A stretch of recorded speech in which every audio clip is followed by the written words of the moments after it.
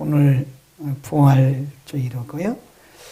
동서양을 막론하고 교회가 있는 곳 그리고 크리스찬이 있는 곳에는 지금 약간의 시간적 차이는 있을지 모르지만 다 부활주일 예배를 드리고 있고요.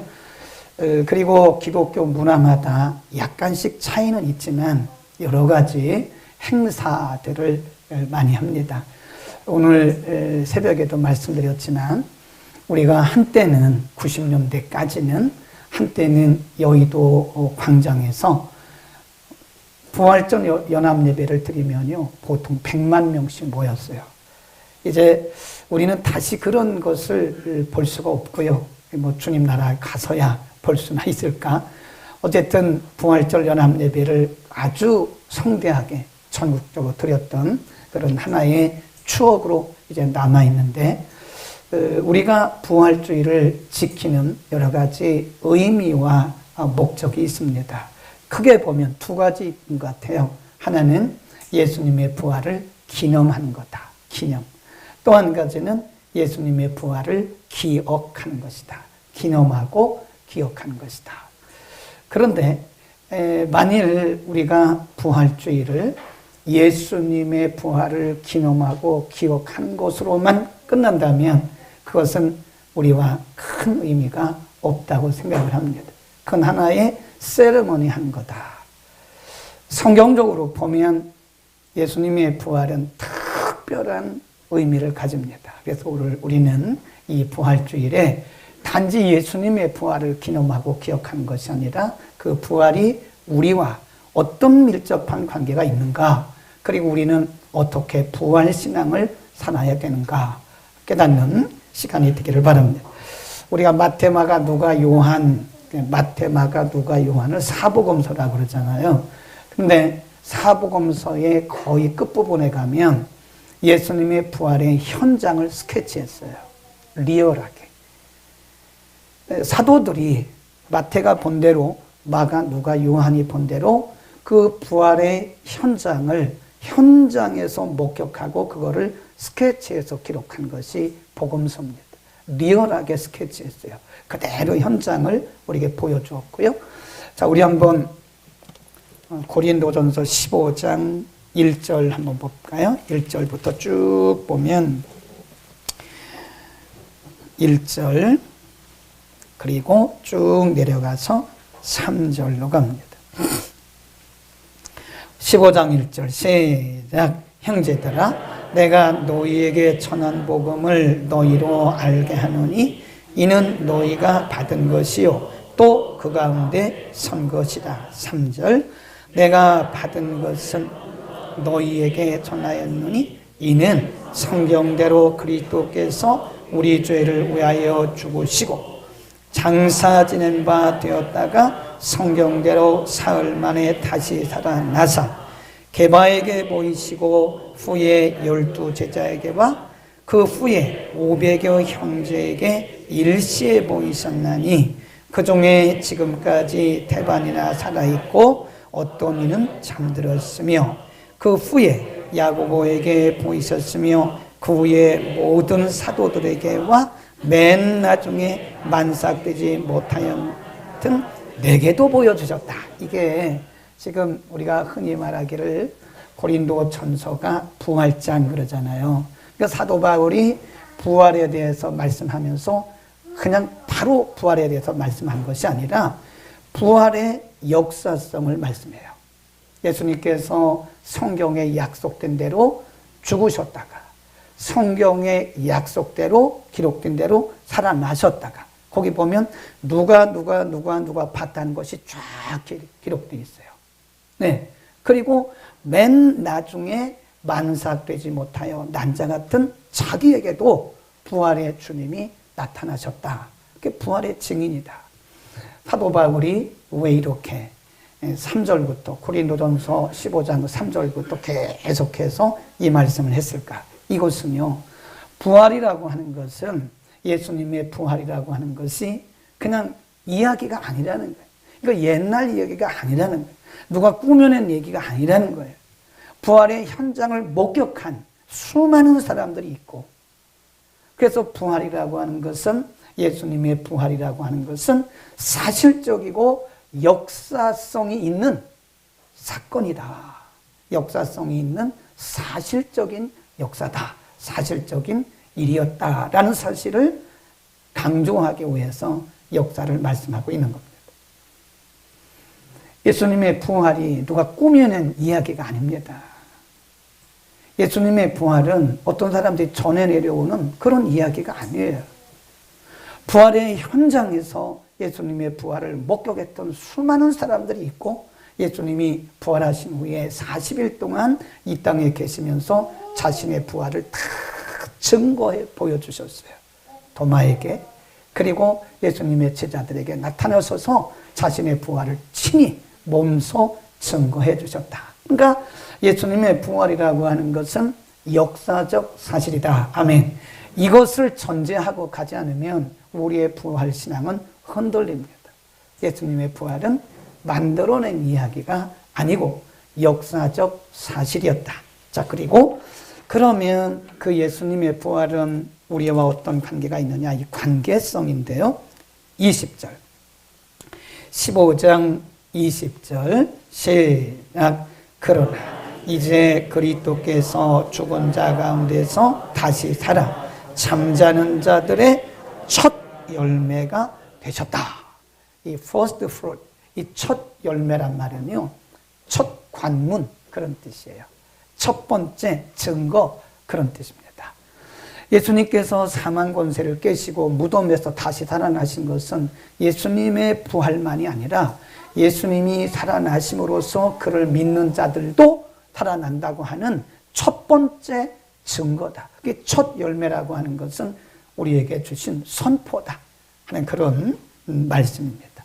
예수님 말씀하셨어요. 요한복음 5장으로 갑니다. 요한복음 5장 24절에 보면 예수님께서 직접 말씀하시기를, 5장 24절부터 29절까지 24 시작. 내가 진실로 진실로 너희에게 이르노니 내 말을 듣고 또 나 보내신 이를 믿는 자는 죽음을 얻고 심판에 이르지 아니하나니 에서 생명으로 옮겼느니라. 26 아버지께서 자기 속에 생명이 있음같이 또 생명을 주어 그 속에 있게 하셨고 또 아들을 인하여 주셨으니 이를 기이 여기지 말라. 속에 있는 자들이 다 그의 음성을 들을 때가 온다. 11장 28 11장 28 크게 읽습니다. 시작.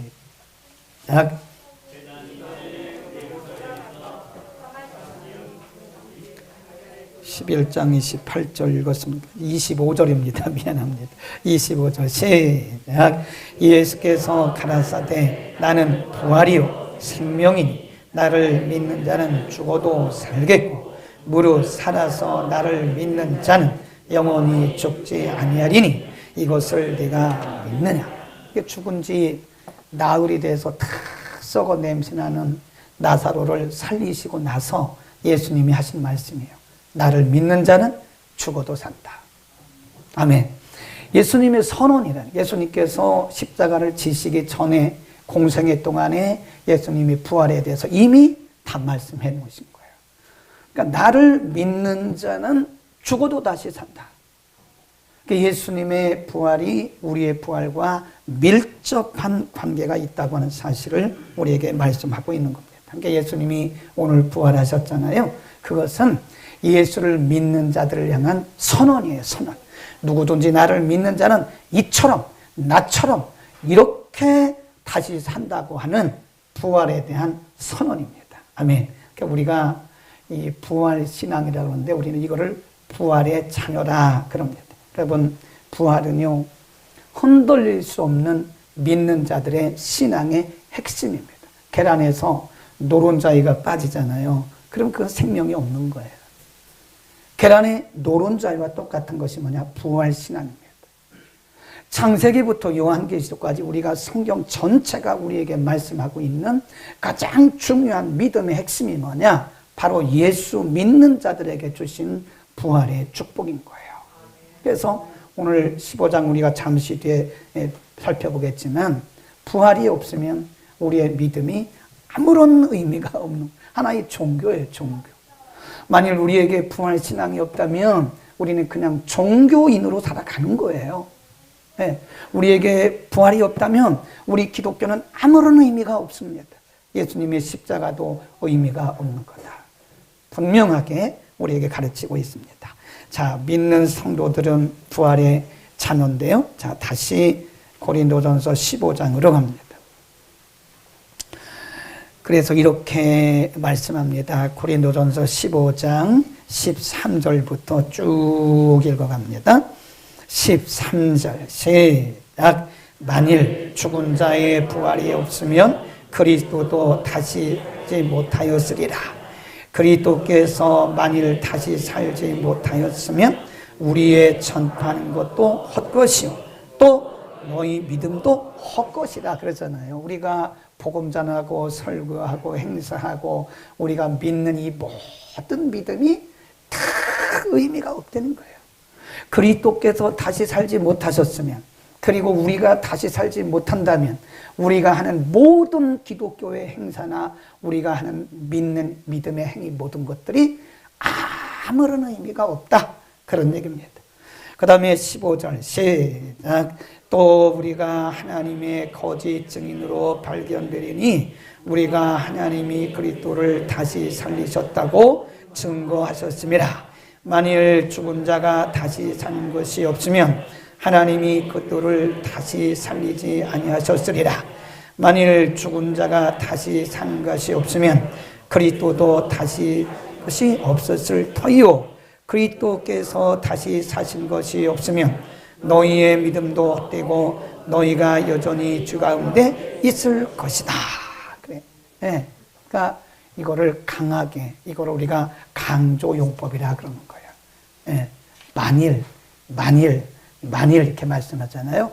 이거 굉장히 강조하는 거예요. 만일 예수님이 다시 살지 않으셨다면, 만일 우리에게 부활이 없다면 우리의 믿음 자체가 헛된 것이고 우리가 지금까지 했던 모든 일들도 다 헛되고 우리가 전하는 복음도 헛되고, 이거를 바꿔서 얘기해야 되는 거예요. 예수님이 역사적으로 다시 살아나셨고 우리가 예수 그리스도를 믿으면 다시 부활하기 때문에 우리가 전하는 복음은 확실하고 우리의 믿음도 확실하고, 아멘. 그거 아닙니까? 그걸 강조하려고 지금 사도 바울이 이런 강조용법을 사용하고 있는 것이다. 굉장히 중요한 겁니다. 여러분, 만일 우리에게 부활이 없다면 우리는 세상에서 가장 불쌍한 사람들입니다. 가장 의미 없는 사람들이고 가장 거짓말을 하는 거짓말쟁이들이에요. 다시 말하면 우리에게 예수님이 부활하신 것처럼 우리로 다시 사는 부활이 있기 때문에 우리가 믿는 믿음이 가장 확실한 것이다. 아멘. 우리는 이 부활 신앙을 가지고 이 세상을 살아가야 됩니다. 부활의 믿음. 오늘 새벽에 했잖아요. 만일 부활을 믿지 못한다면 너희가 다 거짓말쟁이고 너희가 부활을 믿지 못한다면 다 헛수고하고 있는 것이고 우리도 거짓 증인으로 발견될 거라 그러잖아요. 물론 이 부활 신앙도요, 이게 내가 막 믿으려고 해서 믿어지는 건 아닐 거예요. 성령께서 우리에게 임하셔야 됩니다. 성령이 우리 가운데 임하시면 이 예수님의 부활, 내 부활을 자연스럽게 믿어지는 거예요. 근데 아직도 예수님의 부활은 믿어지는데 내 부활은 믿어지지 않는다면 우리는 50%예요. 50점이에요, 50점. 그래서 우리에게 성령의 충만함을 다시 받아요. 오순절 후에, 오순절날 성령이 강림하시고, 오순절날 성령이 강림하시고 제자들이 성령의 충만함을 받습니다. 그들은 감옥에 들어가서도 복음을 전합니다. 매를 맞아도 복음을 전합니다. 죽어가면서 복음을 전합니다. 거꾸로 매달려 순교하면서 복음을 전합니다. 왜 그러죠? 그들 속에 흔들릴 수 없는, 흔들리지 않는 부활신앙이 있기 때문에 그런 거예요. 부활신앙. 누가 십자가에 매달려 거꾸로 그렇게 순교를 합니까? 돌에 맞아 누가 그렇게 담대하게 죽을 수 있어요? 부활의 신앙이 있기 때문에, 내가 다시 산다고 하는 부활 신앙이 있기 때문에 그런 거다. 자, 그러면 이제 우리는 이 부활의 신앙을 우리의 삶 속에 적용을 해야 됩니다. 말씀은요, 적용하는 순간 능력이 가시화돼요. 그러니까 이론적으로 알고 많이 암송하고 기억하는 거 좋습니다. 그런데 우리가 아무리 말씀을 많이 알고 있고 이론적으로 많이 우리가 지식과 지혜가 있어도요, 성경에 대한 그 상식이 있어도 하나님의 말씀을 우리의 삶에 적용하기 전까지는 그냥 말씀, 로고스예요. 로고스. 그냥 있어요. 근데 그 말씀을 우리의 삶에 적용하는 순간에 거기에 놀라운 말씀의 능력이 나타난다. 자, 그러면 우리가 부활신앙을, 부활에 대한 말씀을 우리의 삶에 적용을 해야 돼요. 우리의 삶의 부활신앙을, 부활의 말씀을 신앙적으로 실제 생활에 적용할 때 거기에 놀라운 부활의 능력이 나타날 줄로 믿기를 바랍니다. 우리를 통해서 부활의 능력이 나타나야 돼요. 부활의 능력이. 자, 보겠습니다. 15장 19절입니다. 고린도전서 15장 19절. 자, 읽겠습니다. 미안합니다. 29절입니다. 29절. 시작. 만일 죽은 자들이 도무지 다시 살지 못하면 죽은 자들을 위하여 세례받는 자들이 무엇을 하겠느냐? 어찌하여 저희를 위하여 세례를 받겠느냐?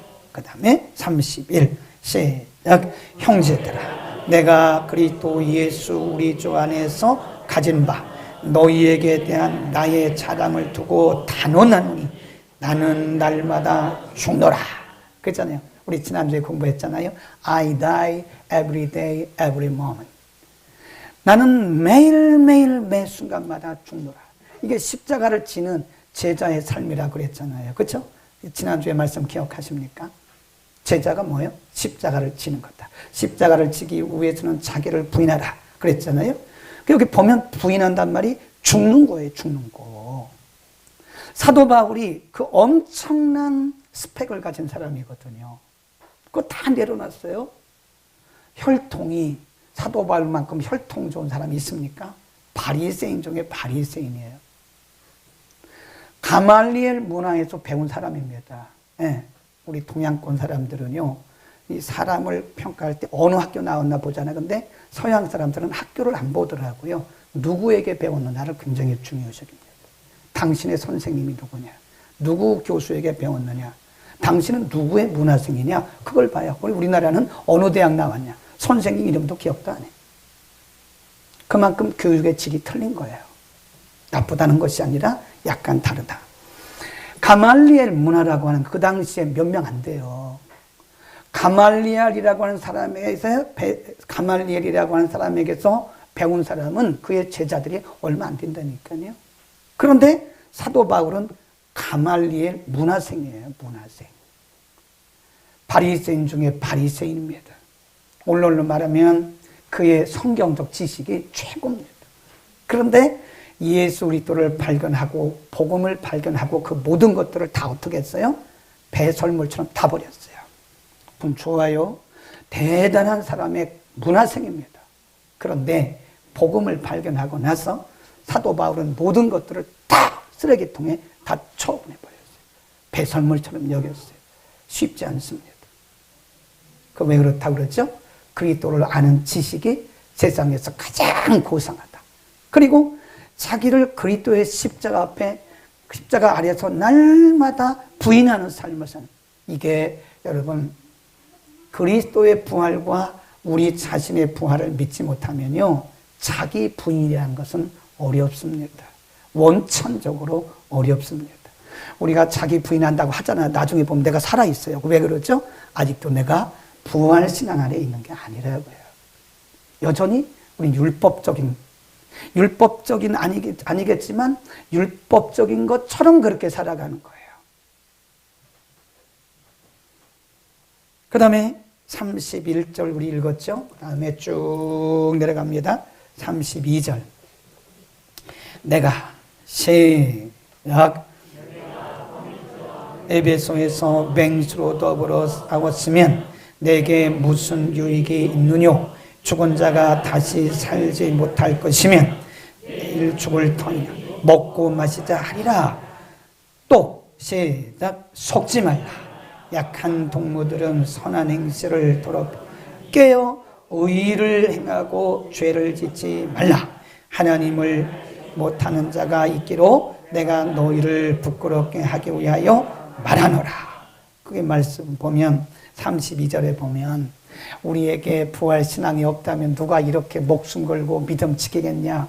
맹수로 더불어 싸우면서 우리의 믿음을 지키겠느냐? 그런 거 아닙니까? 그런 말씀 아니에요? 그리고 부활신앙을 가진 사람들은 삶의 자세가 틀려야 돼요. 거기 보세요. 34절에 보면 깨어있어라. 그렇죠? 부활신앙을 가진 사람은 곧 주님 앞에 서야 되고 정결한 신부와 같이 주님을 대면해야 된다는 사실을 믿어요. 그래서 의를 행하는 거예요. 깨어있는 겁니다. 크리스찬이 이 세상에 취해 살고 이 세상의 사람들과 똑같이 살아간다면 그 부활신앙에 적신호가 들어와 있는 거예요.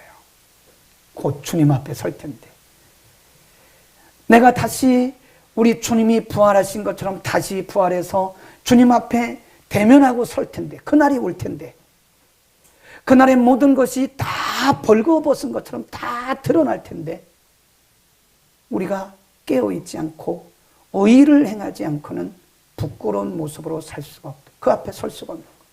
부활을 믿는 사람들은 하루하루가 오늘이 내 인생의 마지막이라고 생각하고 의를 행하면서 정결한 신부와 같이 살아가는 겁니다. 이 경건, 이 세상을 함부로 살아가는 게 두려운 거죠. 왜냐하면 주님을 대면해야 되는데 우리가 다시 살아서 부활하신 그 주님 앞에 우리도 부활해서 대면해야 되는데 함부로 살 수가 없는 거죠. 우리의 삶을 돌아볼 수 있기를 축원합니다. 자, 마지막 하나 더 58절입니다. 58. 고린도전서 15장 58. 너무나 잘 아는 말씀, 소중한 말씀, 결론 말씀입니다. 그러므로 시작. 그러므로 내 사랑하는 형제들아 견고하며 흔들리지 말며 항상 주의 일에 힘쓰는 자 되라. 이는 너희 수고가 주 안에서 헛되지 않으라. 거기 보면 부활신앙을 가진 자들 부활에 대해서 쭉 말씀하고 결론적으로 한 말씀이 형제들아. 뭐죠? 부활을 믿는 형제들아. 그 말이에요. 뭐 하래요? 견고하라. 견고하라. 흔들리지 마라. 세파에 흔들리지 말라는 거예요. 이 세상의 말들에 흔들리지 말라는 거예요. 이 세상이 우리를 향해서 오는 그런 유혹과 미혹에도 흔들리지 말라는 거예요. 믿음의 중심을 견고히 하라는 거예요. 왜죠? 우리에게 다시 사는 부활이 있고 주님을 대면할 그 시간이 지금 다가오고 있다고 하는 겁니다. 또 말씀하기를 항상 주의 일에 힘쓰는 자들이 되래요. 항상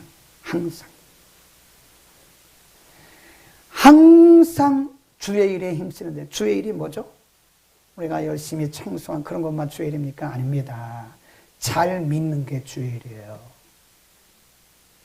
요한복음 6장 이하에 보면 사람들이 물어봤어요. 예수님께서 이제 베세다 들녘에서 오병이어의 기적을 베푸니까 많은 사람들이 2만 명 넘게 많은 사람들이 운집했어요. 예수님은 그런 걸 좋아하지 않습니다. 그 사람들을 피해서 따로 갔는데 거기까지 또 사람들이 어떻게 알고 왔는지 온 거예요. 예수님이 하신 말씀이 너희가 나를 찾아온 것은 먹고 배부른 까닭이지 너희가 나를 여기까지 찾아온 것은 너희가 육신의 양식을 위해서 온 것이지 그리고 말씀하기를 썩는 양식을 위해서 일하지 말고 썩지 않는 영원한 것을 위해서 하라. 그렇게 말씀. 그러니까 옆에 있는 사람 물어봤어요. 우리가 어떻게 해야 되죠? 어떻게 해야 주의 일을 하는 거죠? 예수님이 그때 굉장히 중요한 말씀을 했어요.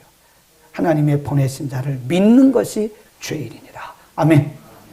여러분 우리의 믿음이 흔들려서는 안 되죠.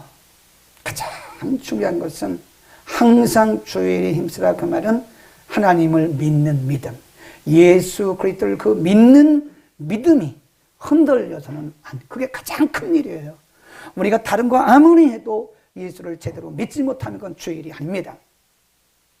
믿음으로 하지 않는 것은 죄라고 말씀했어요. 히브리서 11장 6절에 믿음이 아니고서는 하나님을 기쁘시게 할 수 없다고 말씀했어요. 우리는 이 부활의 믿음을 견고하게 붙들기를 바랍니다. 곧 주님 오신다니까요. 저는 염려했다니까요. 야, 이거 코로나 시대에 예수님 오시면 어떡하지? 물론 안 오셨으니까 다행이죠. 코로나 시대에 사람들의 믿음이 탁 미끄러져가지고 저 아래 떨어져 있는데 철푸덕 떨어져 있는데 이때 예수님 오시면 누가 예수님 앞에 설 수 있겠어요? 전 다행히도 예수님 안 오셔서 다행이에요. 근데 언제 오시는지 몰라요. 부활하신 그 주님이 우리를 데리러 오신다고 요한복음 14장에 말씀하셨거든요.